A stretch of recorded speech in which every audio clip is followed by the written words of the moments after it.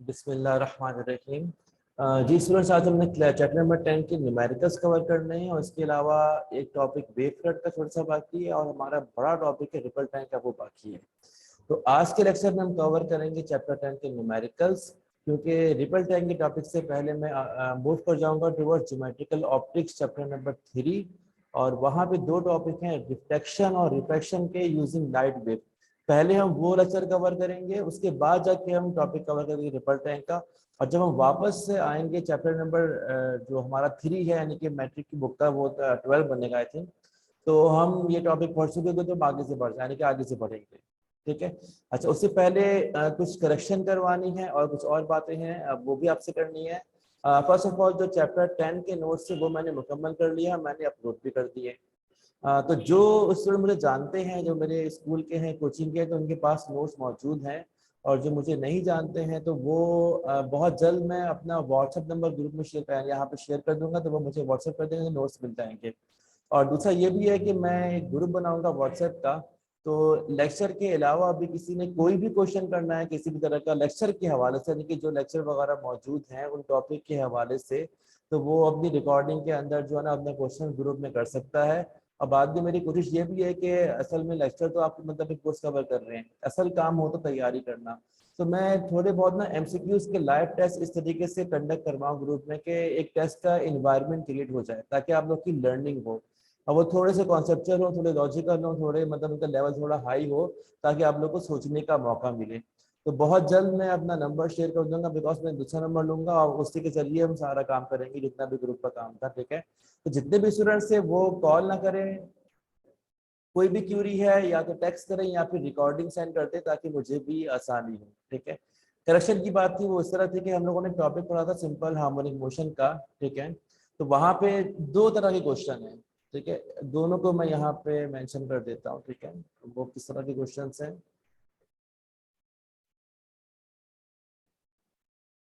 जैसे अगर कोई भी बॉडी है वो सिंपल हार्मोनिक मोशन परफॉर्म कर रही है, ठीक है, जैसे पेंडुलम है, ठीक है, ये इस तरीके से बैक एंड फोर्थ मूव कर रहा है।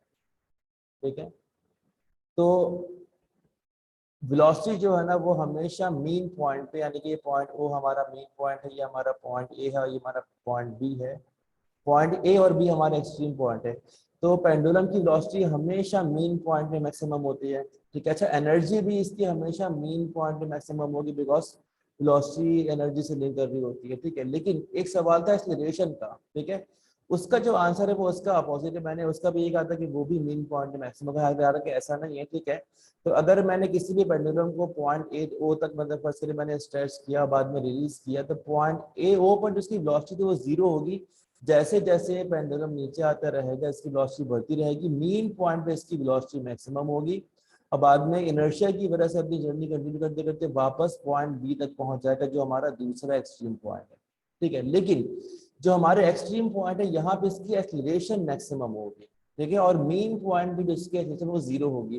तो जो मैंने अभी नोट्स अपलोड किए थे वहाँ मैंने करेक्शन कर दिया। दूसरी बात ये कि नोट्स बनाना बहुत जिम्मेदारी वाला काम होता है, तो इतना वक्त होता नहीं मेरे पास, नहीं जितना भी वक्त अवेलेबल है तो उसके अंदर मैं ये नोट्स बनाना, लेक्चर वगैरह मैं इसी को रिकॉर्ड करता हूँ। वैसे मेरी रूटीन ये है कि मैं आमतौर पर घर से सुबह निकलता हूँ 7:30 के बाद, और मैं घर पहुंचता हूँ तकरीबन 9:30-10। उसके बाद जो टाइम बचता है तो ये वो टाइम होता है जिसके अंदर मैंने आप लोग के लिए लेक्चर भी रिकॉर्ड करने हैं और नोट्स भी बनाने हैं। तो इस लिहाज से देखा जाए तो टाइम तो है ही नहीं, लेकिन टाइम निकालना पड़ता है। जैसे कि 2 दिन छुट्टियों के, तो मैंने 2 दिनों का भरपूर फायदा उठाया है। मैंने 9 के नोट्स भी काफी हद तक आगे मैंने कवर कर लिए हैं, चैप्टर नंबर 10 फिर से कवर हो गया है, लेक्चर वगैरह भी रिकॉर्ड कर रहा हूँ। उसके अलावा सैटरडे आता है, संडे आता है, यानी कि ये वो डेज है जहाँ पे हम इन कामों को पूरा करते हैं। ठीक है। तो हमारे पास जो एक्सीलरेशन है वो डिस्प्लेसमेंट के डायरेक्टली प्रोपोर्शनल है। एक्सट्रीम पॉइंट पे we have maximum displacement, so we have maximum acceleration at extreme point, यानी कि जो पॉइंट ए है यहाँ पर एक्सीलरेशन मैक्सिमम होगी, यानी कि we have the maximum value of acceleration at point A and also at point B. ठीक है। जैसे जैसे ऑब्जेक्ट नीचे आता रहेगा इसका मीन पॉइंट से डिस्टेंस कम होता रहेगा। मीन पॉइंट पे it is also the our equilibrium position, इसको हम क्या बोलते हैं, ये हमारी इक्विलिब्रियम पोजीशन है। ठीक है। तो ये वर्ड भी हम इस्तेमाल करते हैं मीन पॉइंट के लिए, it is our equilibrium position, यानी कि अगर पेंडुलम जो है मैंने छोड़ दिया तो कुछ देर के बाद जाके इसी पॉइंट पे स्टॉप हो जाएगा, यानी कि इस पॉइंट पे जो पेंडुलम की का मास था, वेट था, ठीक है, वो टेंशन के एग्जैक्टली इक्वल होगा और ये इसकी मोशन बिल्कुल रुक जाएगी, यानी कि ये इक्विलिब्रियम पे आ जाएगा। ठीक है, तो इस पॉइंट पे यहाँ पर x की वैल्यू 0 होती है, तो x की वैल्यू 0 होगी तो एक्सीलरेशन भी 0 होगा। So we have maximum acceleration at the extreme point and the zero acceleration और minimum at the mean point. ठीक है, तो ये मैंने क्वेश्चन नोट्स के अंदर भी कर दी है और मैंने यहाँ पे एक्सप्लेन भी कर दिया है, तो इसको आप नोट कर लिएगा। अब आगे कोई भी छोटा मोटा टॉपिक अगर मिस हो जाता है, कोई इस तरह का क्वेश्चन है इन टॉपिक्स के अलावा भी, अब जैसे हम लोगों ने बुक के टॉपिक कवर किए हैं और बुक के क्वेश्चन कवर किए हैं, तो मेरी कोशिश ये है कि बुक के अलावा भी क्वेश्चन कवर करूँ। थोड़े बहुत तो मैं कवर कर लेता हूँ, बाकी कोई भी स्टूडेंट है वो टॉपिक से लिंक किसी भी तरह का सवाल करने आता है कि भाई ओ लेवल की बुक थी, वहां पे ये टॉपिक है, पेंडुलम का टॉपिक था, ये सवाल समझ में नहीं आया, या किसी और बुक का या कहीं और का, तो अगर वो टॉपिक से लिंक क्वेश्चन है तो उसके लिए वो ग्रुप होगा, हम उस ग्रुप के अंदर उनको डिस्कस कर सकेंगे और बाद में अगर नीड हुई तो उनके ऊपर एक लेक्चर भी रिकॉर्ड हो जाएगा। एनीवेज ये आपने करेक्शन करनी है। अब हम बढ़ जाते हैं टुवर्ड्स द न्यूमेरिकल।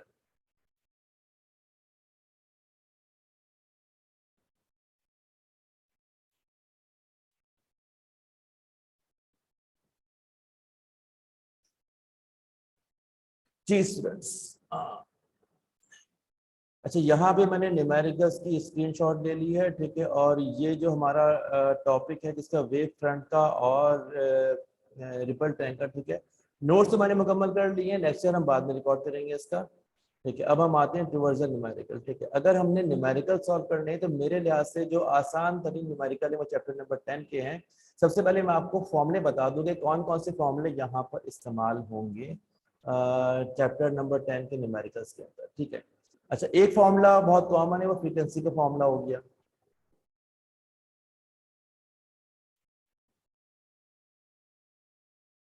फॉर्मूला क्या है? Number of vibrations upon time, यानी कि कोई भी वेव है वो कितनी दफा वाइब्रेट कर रही है, number of vibrations upon time, ठीक है, और कितने टाइम में कर रही है, दोनों को डिवाइड कर देंगे तो हमें फ्रीक्वेंसी मिल जाएगी। ठीक है, अब जैसे ये मानिए कि फर्ज करें कि जो किसी भी लिविंग ऑब्जेक्ट का हार्ट है, ह्यूमन हार्ट है, ठीक है, वो इतनी वाइब्रेशन इतने टाइम में कर रहा है। फर्ज करें कि मुझे ये दिया हुआ कि 10 सेकंड में वो हार्ट जो है वो इतनी दफा कर रहा है वाइब्रेट, तो एक सेकंड में कितनी दफा करेगा, मैं नंबर ऑफ वाइब्रेशन को डिवाइड कर दूंगा 10 सेकंड से, तो यानी कि 1 सेकंड की वैल्यू आ जाएगी। What is frequency? The number of vibration in 1 second. तो फॉर्मूला क्या हो जाएगा? Number of vibrations upon given time, divide कर देंगे तो एक सेकंड में कितनी वाइब्रेशन परफॉर्म हो रही है वो मुझे मालूम हो जाएगी, जो हमारी फ्रीक्वेंसी होगी। और फ्रीक्वेंसी को हम मेजर करेंगे हर्ट्ज के अंदर, कैपिटल एच स्मॉल जी, ये फ्रीक्वेंसी का एसआई यूनिट है। ठीक है, उसके बाद हमारे पास जो सबसे कॉमन फॉर्मूला है, यानी कि तकरीबन ज्यादातर न्यूमेरिकल में इस्तेमाल होगा, वो बराबर है v equal to F lambda. v यहाँ पर वेव की वेलोसिटी है, f यहाँ पे वेव की फ्रीक्वेंसी है और लैम्डा यहाँ पे वेव वो वेव लेंथ है। ठीक है, अच्छा कुछ फॉर्मूले और भी हैं। किसी भी वेव की जो फ्रीक्वेंसी होती है वो टाइम पीरियड का इनवर्स है। ठीक है, और आई कैन ऑल्सो से कि किसी भी वेव का जो टाइम पीरियड है वो फ्रीक्वेंसी का इनवर्स है, यानी कि ये दोनों क्वांटिटीज एक दूसरे की इनवर्स है। ठीक है, ये फॉर्मूला भी मैथमेटिक्स में इस्तेमाल हो जाएगा। ठीक है, उसके अलावा अगर किसी भी वेव की वेलोसिटी गिवन है, ठीक है, तो यहाँ पे सिंपल वेलोसिटी का फॉर्मूला है वो डिस्टेंस अपॉन टाइम हम इस्तेमाल करेंगे, यानी कि ये तो बहुत ही बेसिक फॉर्मूला है वेलोसिटी का, डिस्टेंस अपॉन टाइम। डिस्टेंस को बहुत जगह हम एस भी ले लेते हैं, कभी कभी डी भी ले लेते हैं, तो जैसे हम डाटा बनाएंगे, अगर डाटा मैंने डी ले लिया तो वैसे डी ले लेंगे, इससे फर्क नहीं पड़ता है इतना। एनीवेज ये हमारे पास फॉर्मूले हैं जो हमने इस्तेमाल करने हैं चैप्टर 10 के न्यूमेरिकल के अंदर। Number 1 frequency, number of vibrations upon time, number 2 v equal to F lambda, सबसे ज्यादा इस्तेमाल होने वाला फॉर्मूला। ठीक है, उसके बाद फ्रीक्वेंसी और टाइम पीरियड एक दूसरे के इनवर्स है, ये फॉर्मूला इस्तेमाल होगा। और ये वाला फॉर्मूला भी इस्तेमाल हो जाता है v equal to distance upon, यानी कि वेव की वेलोसिटी होती है वेव ने कितना डिस्टेंस कितने टाइम में कवर किया, तो total distance covered by wave in total given time, तो वो वेव की वेलोसिटी हो जाएगी। ठीक है, अब हम आते हैं टुवर्ड्स द न्यूमेरिकल।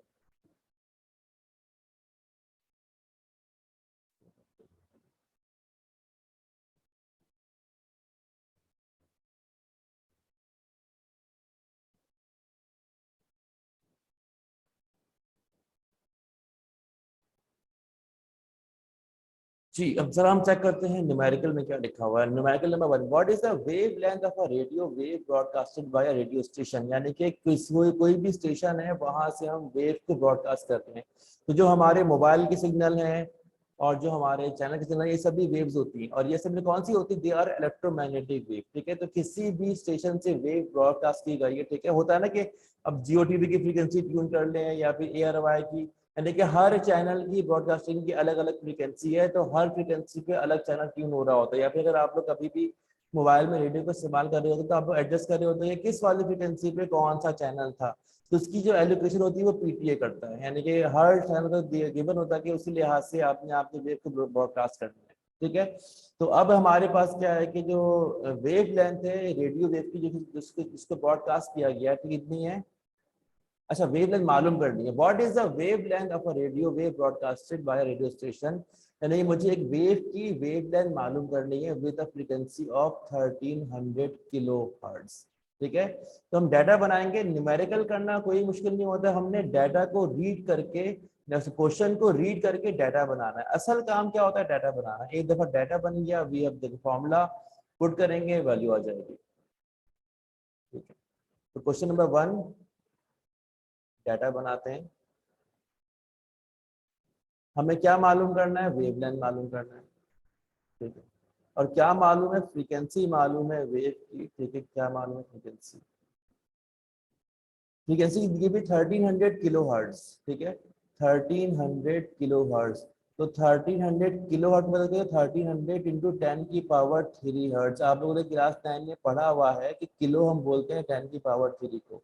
ठीक है, बिकॉज हमें फ्रीक्वेंसी हर्ट्ज में चाहिए, जो कि SI यूनिट है, किलो हर्ट्ज में नहीं चाहिए। तो ये बन जाएगा 13 के आगे 5 जीरो आ जाएंगे, यानी कि ये हमारे पास वेव की फ्रीक्वेंसी गिवन है। अब मुझे क्या मालूम करना है, वेव लेंथ मालूम करनी है। ठीक है, अच्छा, तो जो हमारे पास इलेक्ट्रोमैग्नेटिक वेव है, इनकी वेलोसिटी हमें आमतौर पे मालूम होती है। ज्यादातर ये सारी वेव लाइट की फॉर्म होती है, इनकी वेलोसिटी कितनी होती है, 3 × 10⁸ मीटर पर सेकेंड। ठीक है, वैसे क्वेश्चन में गिवन होगी, अगर गिवन ना हो, ठीक है, तो ये असल में लाइट की वेव की वेलोसिटी है। ठीक है, अब यहाँ पे इन्होंने दिया हुआ है, यानी कि 1 किलो जो 10⁻³ के बराबर है। नहीं भी दिया हुआ हो तो आप लोग क्लास 9 में प्रीवियस का टॉपिक पढ़ के आए हैं, आप लोगों ने याद किया हुआ है कि 10⁻³ किलो होता है, 10⁻6 मेगा होता है, 10⁻³ मिली होता है, यानी कि ये हमारे पास प्रीफिक्सेस वगैरह होते हैं। ठीक है, रेडियो वेव की वेलोसिटी हमें गिवन है 3 × 10⁸ मीटर पर सेकेंड।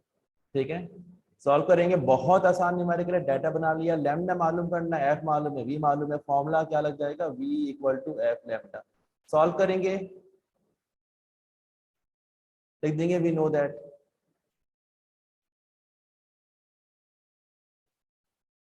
ठीक है, हम जानते हो या ना जानते हो लिखेंगे लाजमी, we know that v = f lambda, या फॉर्मूला की अलग से डाल देंगे हेडिंग। ठीक है, तो मुझे एक क्वांटिटी के अलावा बाकी दोनों क्वांटिटी मालूम है, तो I can find the remaining quantity. 3 × 10⁻⁸ velocity आ गई, फ्रीक्वेंसी कितनी आ गई, 1300 10⁻³ इसको मैं 1.3 10⁻6 भी लिख सकता हूँ, और यहाँ पे क्या आ गया, लैम्डा आ गई। तो लैम्डा से ये वाली वैल्यू हो रही है मल्टीप्लाई, तो वहां पे हम डिवाइड कर देंगे लेफ्ट हैंड साइड में, तो वो लैम्डा के बराबर होगा। तो लैम्डा इज इक्वल टू 3 × 10⁸, इसको हम डिवाइड कर देंगे 1.3 10⁻6। तो हमारे पास आ जाएगी वेव लेंथ की वैल्यू, डिवाइड करेंगे तो आंसर आ जाएगा। आंसर यहाँ पे लिखा हुआ है, आप लोग चेक भी कर लीजिए ये आंसर आ रहा है कि नहीं आ रहा है। आंसर कितना आ रहा है, बस 230.76 मीटर, यानी कि ये हमारे पास क्या आ गई है, वेव लेंथ आ गई है। आमतौर पर वेव बहुत कम होती है, इतनी ज्यादा नहीं होती। 230.76 मीटर, यानी कि ये हमारे पास रेडियो वेव की वेव लेंथ आ गई है। आंसर को लाजमी हाईलाइट कर लेंगे, यानी कि ये हमारा क्या आ गया, आंसर आ गया। ठीक है, तो ये हमारा पहला न्यूमेरिकल कवर हो गया। ठीक है, डाटा के अंदर मुझे फ्रीक्वेंसी गिवन है, वेलोसिटी गिवन है, और मुझे वेवलेंथ निकालनी है। Lambda is the symbol of wavelength. Just formula apply किया, v = f लैम्डा। लैम्डा के अलावा v की वैल्यू मालूम है, f की वैल्यू में फॉर्मूले के अंदर वैल्यू पुट की, आंसर आ गया। आसान तरीन न्यूमेरिकल। ठीक है, अब हम आते हैं क्वेश्चन नंबर 2 की तरफ। क्वेश्चन नंबर 2, इसका डाटा बनाते हैं। तो जब भी कभी भी न्यूमेरिकल सॉल्व करना हो तो न्यूमेरिकल्स को रीड करते रहेंगे और साथ साथ डाटा बनता रहेगा, यानी कि जो जो हमें क्वांटिटी मालूम है, ठीक है, और जो क्वांटिटी मालूम करनी है वो हम डाटा के अंदर मेंशन कर देंगे, ठीक है। और जो भी हमें क्वांटिटी मालूम है उसको हम हमेशा SI यूनिट में लिखेंगे, अगर नहीं है तो पहले कन्वर्ट करेंगे, ठीक है। डाटा बनने के बाद आई विल सी कि कौन सा वाला फॉर्मूला यहाँ पे अप्लाई हो रहा है, वो मुझे इजीली डाटा बनाने के बाद समझ में आ जाएगा, यानी कि चंद फॉर्मूले कोई एक फॉर्मूला लग जाएगा, ठीक है। फॉर्मूले के अंदर वैल्यू पुट की आंसर आ गया। अब हम रीड करते हैं क्वेश्चन नंबर 2।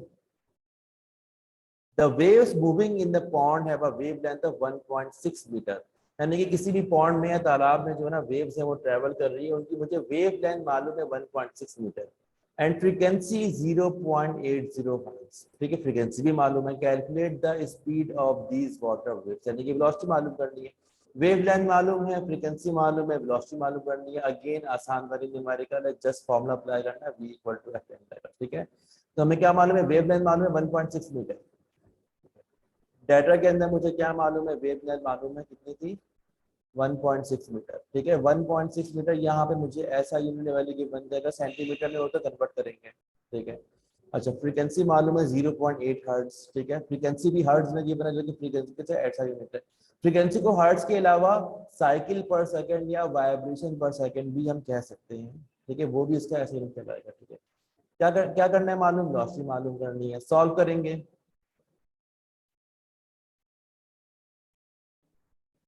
फॉर्मूला क्या हमारे पास, v equal to F lambda, ठीक है। तो v इक्वल टू एफ कितना हमारे पास, 0.8 मल्टीप्लाई बाय कितना है 1.6, 0.8 को मल्टीप्लाई करेंगे 1.6 से, चलिए हम करके भी देख लेते हैं ना, यहाँ पे थोड़ा हो जाता है। 0.8 मल्टीप्लाई बाय 1.6, आंसर आ गया 1.28 मीटर पर सेकंड, ताकि हम अपने हर आंसर को बुक के आंसर से मैच कर सकें, ठीक है। क्वेश्चन 1 में भी आपने आंसर को मैच कर लेना, यानी कि ये हमारे पास क्या आ गई, वेलोसिटी ऑफ द वेव 1.28 आई, बिल्कुल 1.28 आ गई, ठीक है। अच्छा, अब हम क्वेश्चन नंबर 3 और 4 की तरफ जाते हैं।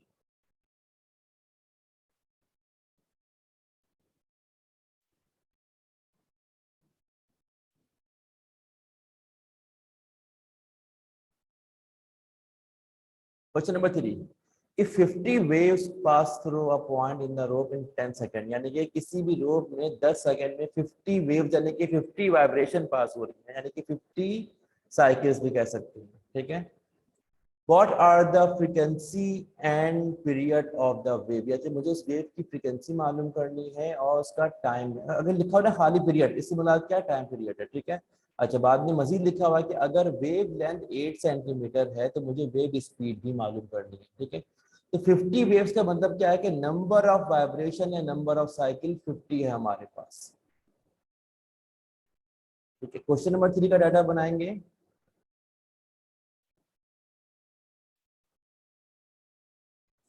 सबसे पहले मुझे क्या गिवन है, नंबर ऑफ वेव्स या इसको हम नंबर ऑफ वाइब्रेशन भी कह सकते हैं, ठीक है।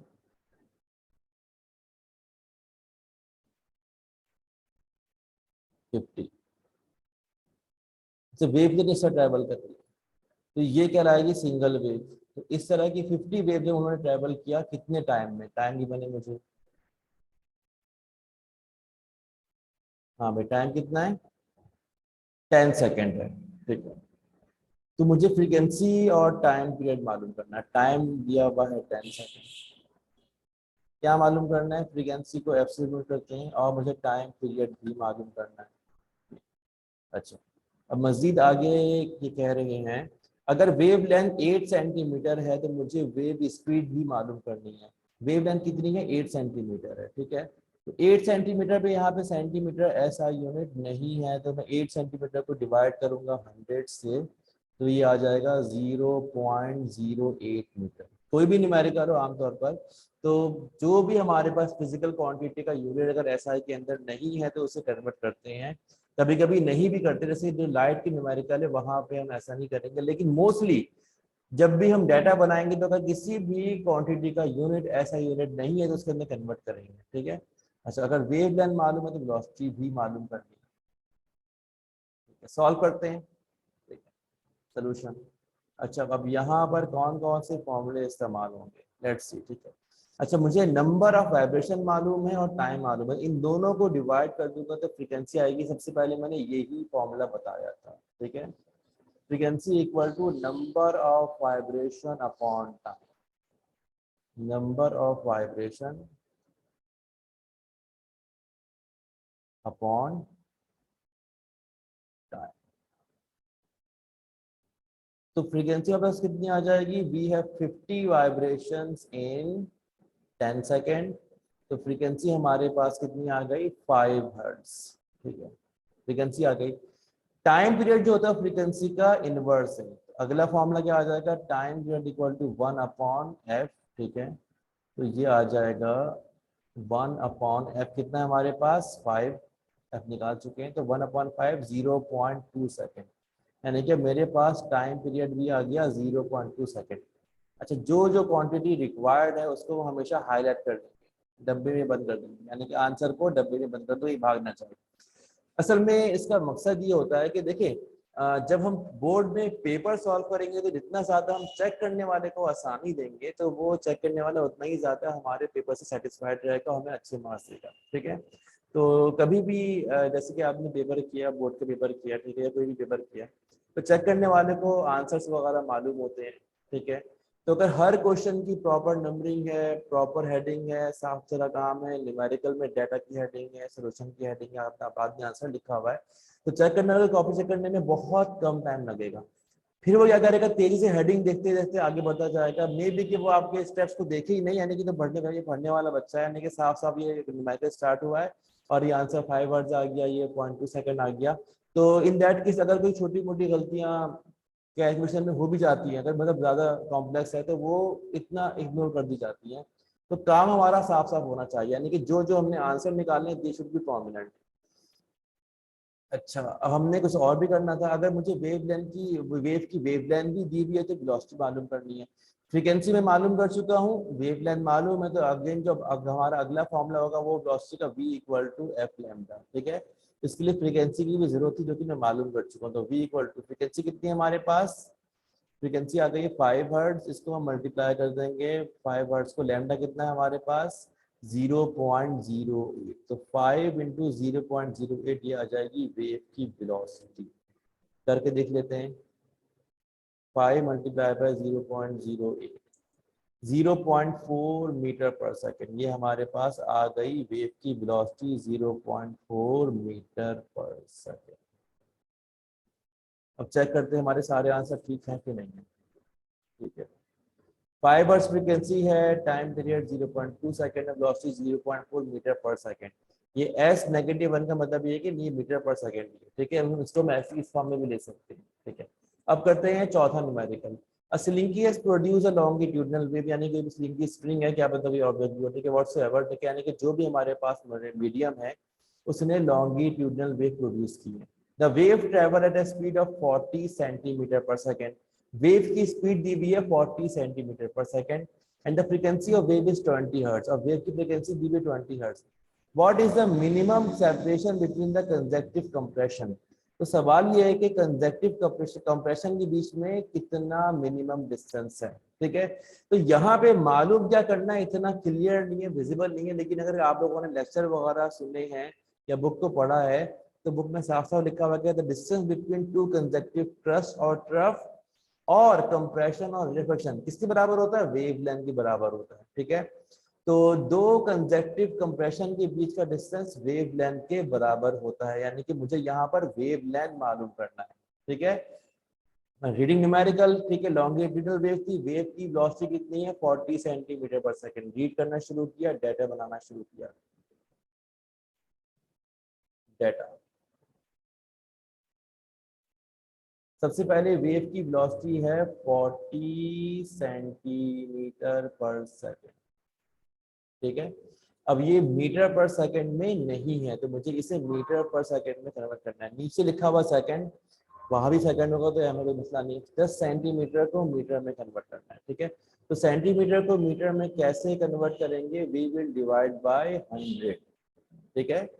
जब मुझे सेंटीमीटर को मीटर में कन्वर्ट करना होगा तो हम डिवाइड करेंगे 100 से, तो वेलोसिटी कितनी आ जाएगी 0.4 मीटर पर सेकंड, ठीक है। आमतौर पे जो भी कन्वर्जन है वो हम डाटा के अंदर ही कर दिया करेंगे, अलग से ये नहीं कि सोल्यूशन में कन्वर्ट कर रहे हैं, इतना टाइम नहीं लगाएंगे, ठीक है। अच्छा, स्पीड या वेलोसिटी 40 सेंटीमीटर पर सेकंड जो मीटर पर सेकंड में आ गई, फ्रीक्वेंसी 20 हर्ट्ज है, लिख देंगे फ्रीक्वेंसी 20 हर्ट्ज है।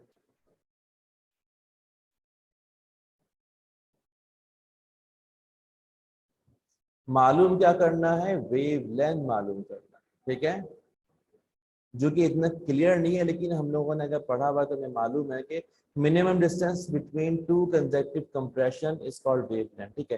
कंप्रेशन हो, रेयर फैक्शन हो, क्रस्ट हो, ट्रफ हो, चारों सूरतों में वो डिस्टेंस वेवलेंथ के बराबर है, जो कि एक्चुअली किसी भी वेव में वन वाइब्रेशन का डिस्टेंस है, यानी कि किसी भी वेव ने एक के वाइब्रेशन में कितने तो कवर करने में कितना डिस्टेंस ट्रेवल किया, वो कहलाती है वेवलेंथ, ठीक है।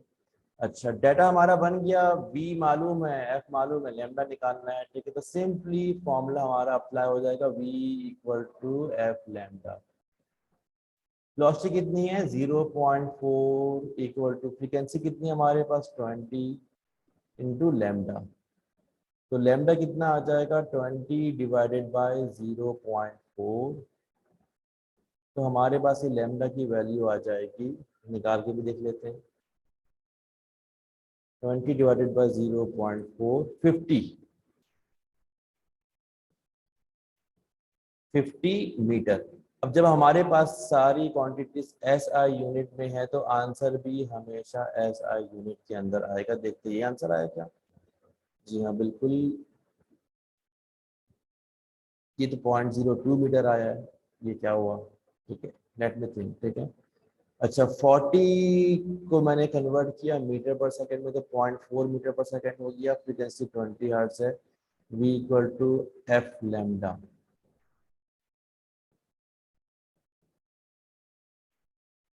0.4 मीटर पर सेकंड है, फ्रीक्वेंसी 20 हर्ट्ज है, lambda v equal to F lambda v हो। अच्छा, ये मैंने उल्टा तो नहीं कर दिया, ये 0.4/20 होगा, सॉरी फॉर दैट, ठीक है।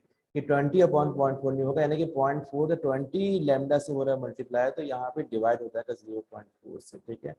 तो यहाँ पे हम कर देंगे, इसको 2 को काट देते हैं, ये 0.4 और डिवाइडेड बाई इसको काट के हम कर देते हैं 20। तो 0.4 डिवाइड बाई 20 क्या आंसर आएगा, 0.4 डिवाइडेड बाई 20 0.02, ये बुक का आंसर है, ठीक है। तो ये आंसर गलत है, हमारे पास वेवलेंथ कितनी आ गई 0.02 मीटर, ठीक है। अच्छा, आमतौर पर वेवलेंथ की वेवलेंथ बहुत कम होती है, ठीक है। तो वो मिलीमीटर में, माइक्रोमीटर में आएगी, सब मोस्टली माइक्रोमीटर के अंदर होती है, बहुत ज़्यादा नहीं होती है, ठीक है। तो ये हम लोगों ने 4 क्वेश्चंस कवर कर लिए, मजीद आगे बढ़ते हैं।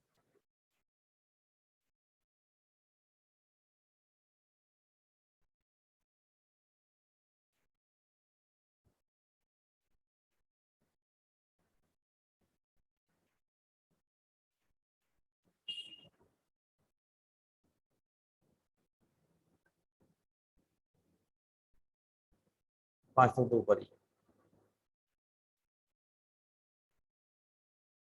हाँ ये 5। जी, 5वां क्वेश्चन क्या है। अच्छा, suppose a student is generating waves in a cylinder, यानी कि स्टूडेंट वेव जनरेट कर रहा है, the students hand makes one complete fourth and back oscillation in 0.4 second. तो जो स्टूडेंट की जो हाथ है वो एक सिंगल बैक एंड फोर्थ जो साइकिल है उसको 0.4 सेकेंड में कवर कर रहे हैं, यानी कि ये जो टाइम था ये हमारे पास दिया हुआ है टाइम पीरियड, ठीक है। अब जैसे कि या तो स्टूडेंट जो ना वो अप एंड डाउन मूव करेगा, ठीक है, तो इससे क्या होगी ट्रांसफर वेव होगी, या फिर वो बैक एंड फोर्थ मूव करेगा तो इससे क्या होगी लॉन्गिट्यूडनल वेव होगी, ठीक है। तो जो वन कंप्लीट साइकिल को कवर करने में जो टाइम लग रहा है वो 0.4 सेकंड है, तो वो एक्चुअली क्या दिया हुआ है टाइम पीरियड दिया हुआ है। The wave length in the cylinder is 0.6 metre. तो मुझे टाइम पीरियड मालूम है और वेव लेंथ मालूम है, और क्या क्या मालूम करना है, टाइम पीरियड। अच्छा, वो तो मतलब है कि यानी कि मैंने पहचान लिया कि ये जो टाइम था वो असल में टाइम पीरियड है, तो इसीलिए आंसर में भी क्या है 0.4 सेकेंड है, यानी कि वो डाटा के अंदर ही मालूम हो गया। फ्रीक्वेंसी मालूम करनी है और उसके अलावा वेव की स्पीड मालूम करनी है। तो क्वेश्चन नंबर 5 सॉल्व करते हैं। डाटा जी, हमें टाइम पीरियड मालूम है कितना है, 0.4 सेकेंड। ठीक है, वो पहले से मालूम है। सही। अच्छा, वेवलेंथ 0.6 मीटर है। वेवलेंथ 0.6 मीटर है। और क्या मालूम करना है? फ्रीक्वेंसी और वेव स्पीड मालूम करनी है, क्योंकि टाइम पीरियड तुम्हें पहले से मालूम ही है। तो इसके अलावा मुझे क्या मालूम करनी है? फ्रीक्वेंसी मालूम करनी है और वेव की वेलोसिटी मालूम करनी है। ठीक है, सॉल्व करेंगे। जी, सबसे पहले हम बनाएंगे डाटा। ठीक है, अब डाटा बनाएंगे तो टाइम पीरियड मालूम है, तो फ्रीक्वेंसी कैसे निकालेंगे? Frequency equal to 1 of time period, तो फ्रीक्वेंसी इक्वल टू 1/0.4। तो 1/0.4 फ्रीक्वेंसी कितनी आ जाएगी? We can find out 1 divided by 0.4, 2.5 hertz, यानी कि 2.5 हर्ट्ज मेरे पास क्या आ गई? फ्रीक्वेंसी आ गई।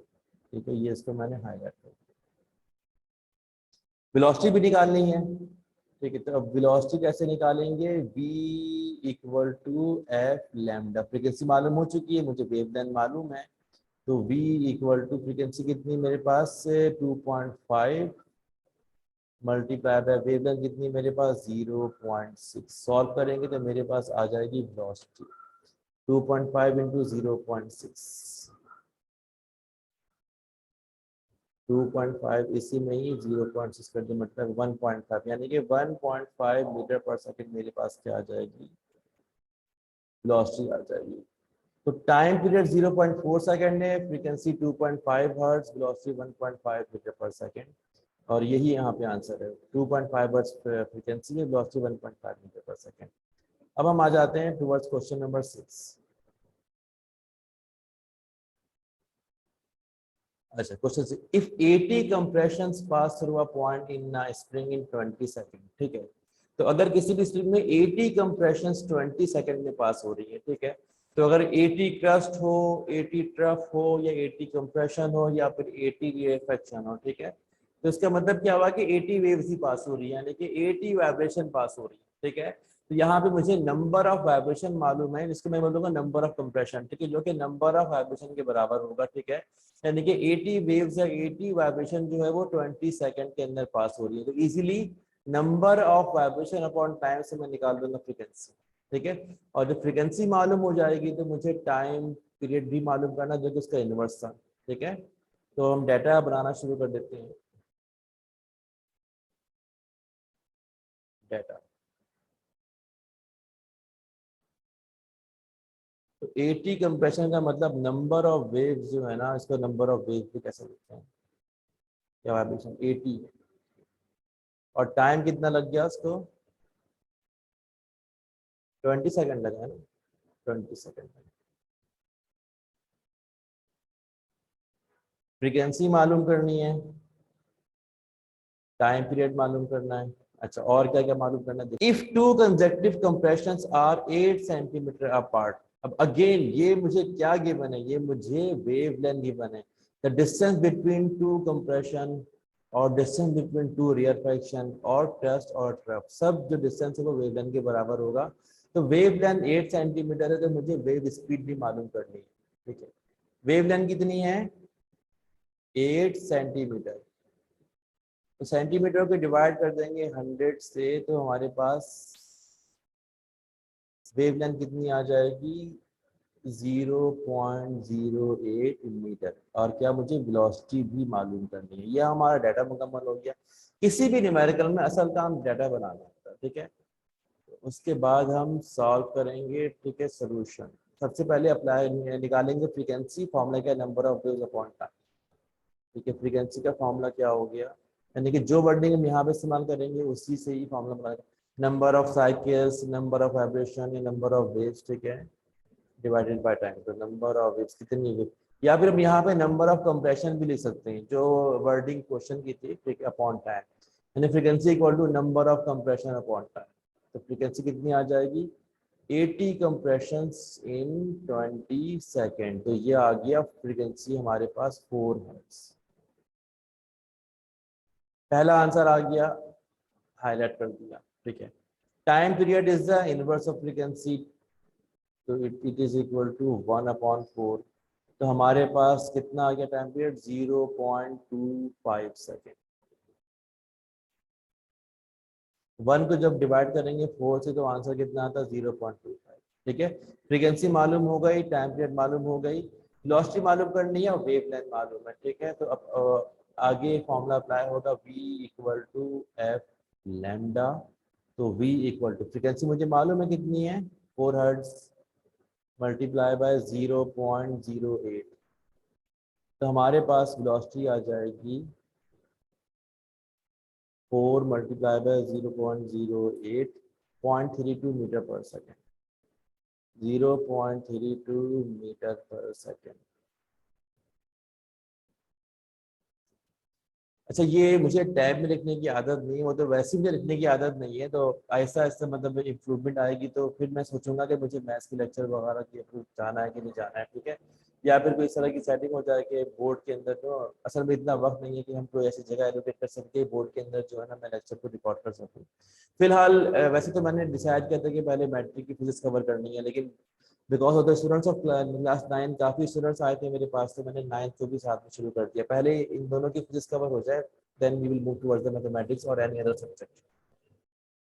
अच्छा, अब चेक कर लेते हैं। 0.32 मीटर पर सेकंड वेलोसिटी आई है, टाइम पीरियड 0.25 सेकंड है, फ्रीक्वेंसी 4 हर्ट्ज। ठीक है, अच्छा अब हम आते हैं क्वेश्चन नंबर 7 की तरफ।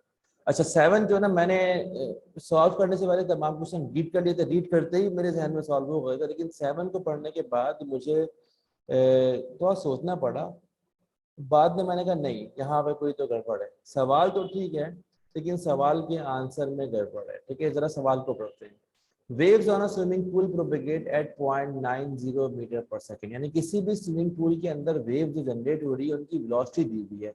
If you splash the water at one end of the pool and observe the wave to go to the opposite end, यानी कि आप पूल में कहीं भी खड़े हुए हैं, ठीक है, किसी दूसरे कोने में खड़े, वहां पे आप स्प्लैश करें, छप छप कर रहे हैं, यानी कि ये पानी में हाथ मार, ठीक है, छपा करके आवाज आती है। ठीक है, तो इससे क्या होता है कि वेव जनरेट होती है, यानी कि जब भी हम किसी पूल के अंदर मौजूद है, अगर मैं अपने हाथ को पानी में मारूंगा तो इससे पानी में वेव जनरेट होंगी। उन वेव की वेलोसिटी 0.90 मीटर पर सेकेंड है। ठीक है, और वेव जनरेट होगी, आगे तक ट्रेवल करेंगी और पूल के दूसरे एंड तक पहुंच जाएंगी। ठीक है, अच्छा पहुंचने के बाद वो रिफ्लेक्ट होकर वापस भी आएंगी। ठीक है, तो हमें क्वेश्चन में गिवन ये है कि जो वेव्स है तो वो रिफ्लेक्ट होने के बाद 30 सेकंड में वापस आती हैं। तो जो पूल का दूसरा एंड जहां पे आप खड़े हुए हैं वहां से दूसरा एंड कितना दूर है। तो पहली बात है कि यहाँ पे आंसर में फ्रीक्वेंसी दी हुई है। ठीक है, फ्रीक्वेंसी क्वेश्चन में पूछी नहीं गई तो क्यों निकाल रहे हैं भाई। ठीक है, और अगर चले निकाल भी रहे तो कैसे निकाल रहे हैं, गलत निकली हुई है। ठीक है, क्योंकि यहाँ पर हमें जो 30 सेकंड दिया हुआ ये वो टाइम है जिस टाइम में वेव स्विमिंग पूल के एक एंड से दूसरे एंड से रिफ्लेक्ट होकर वापस यहाँ पर आ रही है। तो ये हरगिज टाइम पीरियड नहीं है।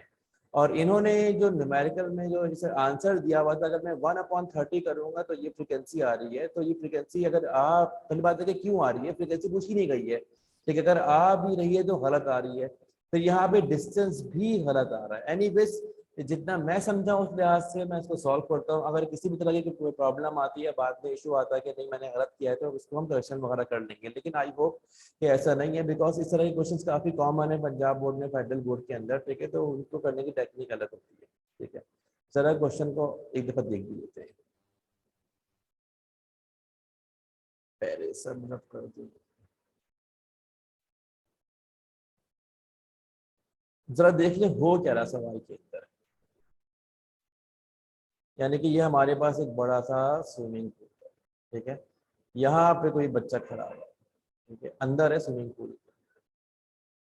ठीक है, अब फर्ज करें कि ये पानी का लेवल है। ठीक है, वो अपना हाथ यहाँ मारेगा तो स्विमिंग पूल में से वेव जो है ना मतलब जनरेट होंगी और वो एंड तक आएंगी, वो टकराने के बाद वापस लौटेंगी।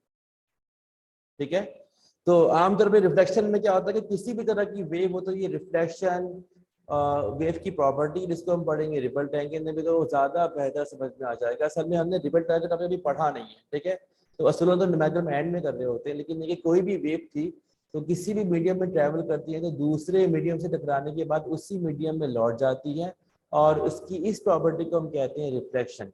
तो वेव जनरेट होंगी, वो टकराने के बाद जब वापस इस बॉय तक पहुंचेंगी तो उसको टाइम लगेगा 30 सेकेंड, ठीक है। यानी इसने अपना हाथ यहाँ पानी में मारा तो उससे पानी में वेव जनरेट हुई, और जब वो यहाँ से लेके यहाँ तक गई और जब टकराने के बाद दोबारा उस बॉय तक पहुंची तो उस टाइम लगा 30 सेकेंड। तो 30 सेकेंड ये वो टाइम है कि जिस टाइम में वेव टकरा के वापस इस बॉय तक पहुंच भी गई, ठीक है। सवाल क्या है कि वो लड़का जहां पे खड़ा होता, जहां पे उसने हाथ मारा, वहां से पूल के दूसरे एंड तक का डिस्टेंस कितना है, सवाल ये पूछा गया है, ठीक है। इसका मतलब क्या हुआ कि यहाँ से लेके यहाँ तक वेव को ट्रेवल करने में हाफ टाइम यानी कि 15 सेकंड लगे होंगे, क्योंकि टकरा के वापस आने में 30 सेकंड लगे हैं, तो यहाँ से लेके यहाँ तक उसको 15 सेकंड लगे होंगे। और वेव हाँ 0.9 मीटर पर सेकंड, ठीक है। अब हम क्वेश्चन नंबर 7 का डाटा बनाते हैं, क्वेश्चन नंबर 7 डाटा बनाते हैं, ठीक है। तो मुझे वेव की वेलोसिटी गिवन है, वो है 0.9 मीटर पर सेकंड, ठीक है। अच्छा, वेव यहाँ से जनरेट हो रही है, टकरा के वापस आ रही है। अच्छा, मुझे यहाँ से लेके यहाँ तक का फासला मालूम करना है, पूरी जर्नी का फासला नहीं मालूम करना है, यानी कि मुझे ये हाफ डिस्टेंस मालूम करना है। तो जो मुझे डिस्टेंस मालूम करना है उसके लिहाज से जो टाइम होगा वो 30 नहीं बल्कि 15 सेकेंड होगा, यानी कि हम 30 का हाफ ले लेंगे, यानी कि हमारे पास जो टाइम होगा 15 सेकेंड। यहाँ से लेके यहाँ तक जब वेव ने डिस्टेंस कवर किया तो जो टाइम लगा होगा वो 30 का हाफ होगा। तो यहाँ पे सिंपली हम अप्लाई करेंगे फॉर्मूला वेव की वेलोसिटी का, जो कि बराबर है velocity equal to distance upon time. तो velocity equal to distance upon time, ठीक है। डी लिखे या एस लिखे कोई फर्क नहीं पड़ता है, देखिए इसका मतलब है कि डी बराबर हो जाएगा velocity multiply by time. Solve करेंगे तो डिस्टेंस इक्वल टू वेलोसिटी कितनी मेरे पास 0.9 मल्टीप्लाई बाय टाइम कितना मेरे पास 15 सेकेंड, ठीक है। तो अब मुझे मिल जाएगी डिस्टेंस, यानी कि बॉय जहाँ पे खड़ा होता, जहाँ पे जिस जगह उसने हाथ मारा वहां से लेके पूल का दूसरा एंड कितनी दूर है, मुझे वो डिस्टेंस मिल जाएगा। तो जब मैं 0.9 को मल्टीप्लाई करूंगा 15 से तो आंसर आ रहा है 13.5 मीटर, यानी कि ये वो डिस्टेंस है, ठीक है। अच्छा, बुक का आंसर बिल्कुल मुख्तलिफ है, बुक में डिस्टेंस ज्यादा आ रहा है, शायद वो टाइम को पूरा 30 ले रहे हैं, ठीक है। 30 लेंगे तब भी तकरीबन 27 आगे आसपास आ जाएगा, यानी एग्जैक्टली बुक वाला आंसर एग्जैक्ट फिगर मैच नहीं कर रहा है। नंबर 2, आंसर में फ्रीक्वेंसी भी दी हुई है, भाई फ्रीक्वेंसी किस लिए दी हुई है, फ्रीक्वेंसी तो मालूम ही नहीं करनी है, ठीक है। अगर दी हुई भी है तो फ्रीक्वेंसी मालूम करने के लिए हमें डाटा प्रॉपर नहीं दिया हुआ है, हम 30 सेकेंड को टाइम पीरियड नहीं ले सकते हैं। टाइम पीरियड जो है ये वो टाइम था जो कि एक सिंगल वेव कवर करने में लगाती है, ठीक है। अब उसके लिहाज से अगर वेव यहाँ से टकरा के वापस आ गई तो अगर मतलब है कि आधी वेव हो इस तरह की, ठीक है, वो टकरा के वापस आ, जो कि ऐसा आमतौर पे होता नहीं है, मतलब इतनी बड़ी वेव कैसे जनरेट होगी, ठीक है, पूल के अंदर बने कि बहुत जोर से हाथ मार रहा है, ठीक है। तो ये वेव जो है ना, मतलब है कि बहुत सारी वाइब्रेशन होंगी जो ट्रेवल करते करते जब टकरा के वापस आएंगी। ये टोटल टाइम 30 सेकंड था, उसका हाफ 15 सेकंड है, तो ये टाइम पीरियड नहीं है।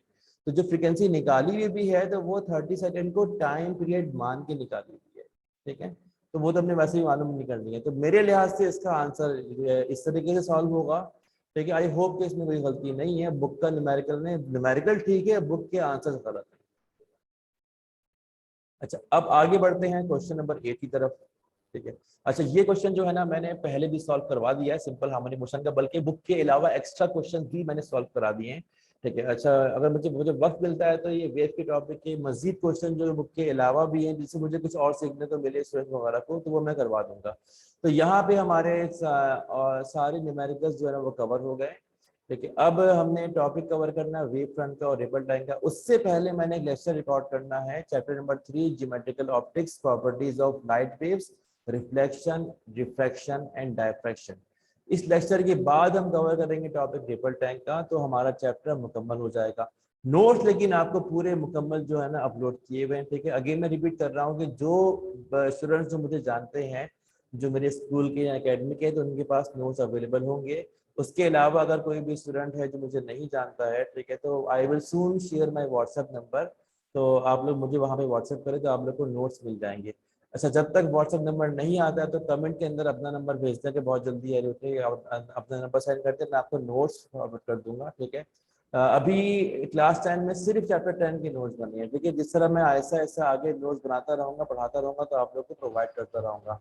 एवरीथिंग फ्री, किसी भी चीज की कोई कॉस्ट नहीं है। और बाद में इंशाल्लाह हम एक व्हाट्सएप ग्रुप बनाएंगे, ताकि वो सिर्फ लेक्चर के बाद किसी के जहन में किसी भी तरह का सवाल आता है, क्यूरी वगैरह आती है, ठीक है, तो ग्रुप में आप या तो टेक्स्ट में या रिकॉर्डिंग के फॉर्म में क्वेश्चन को सेंड करें, और ताकि मैं उसका आंसर भी ग्रुप में दूं। असल में क्या होता है कि सवाल करने वाला बच्चा भी और होता है, ठीक है, लेकिन सीखते उससे सब है।